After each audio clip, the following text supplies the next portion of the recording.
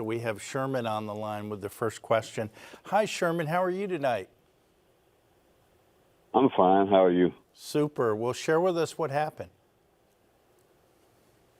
What happens if the individual at fault doesn't have enough insurance to cover the expense of all the injuries and everything?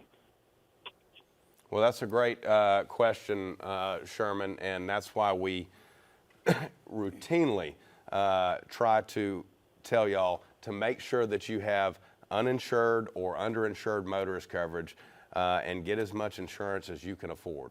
What happens is when, say in Georgia, a person has the mandatory minimum insurance by law, they only have $25,000 worth of coverage to cover injuries. You know, when one or two people go to the hospital, that eats up the $25,000 very quick. If you had uninsured motorist or underinsured motorist coverage, that would be when that insurance coverage kicks in to pay the remainder of those medical bills, plus to compensate you for lost wages, pain and suffering, things of that nature. Super. And in South Carolina, Christy, is it much the same, under and uninsured? It is very similar. One of the biggest differences in South Carolina is our uninsured and underinsured are separate, where Georgia, I know, is a little bit different. It's combined and it's called add-on, but it does work the same way. We encourage people to get underinsured or even med pay coverage. And I would say another big part of our job is really working on the back end of things in these situations and trying to help you with the medical bills, getting those reduced, or working with health insurance to get a reduction there. So there are a couple of other things we can do, but certainly getting underinsured is the best thing you can do for yourself.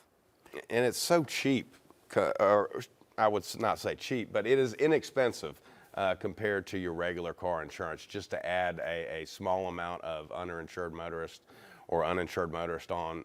We're talking dollars a month to add that coverage. So it's definitely worth it.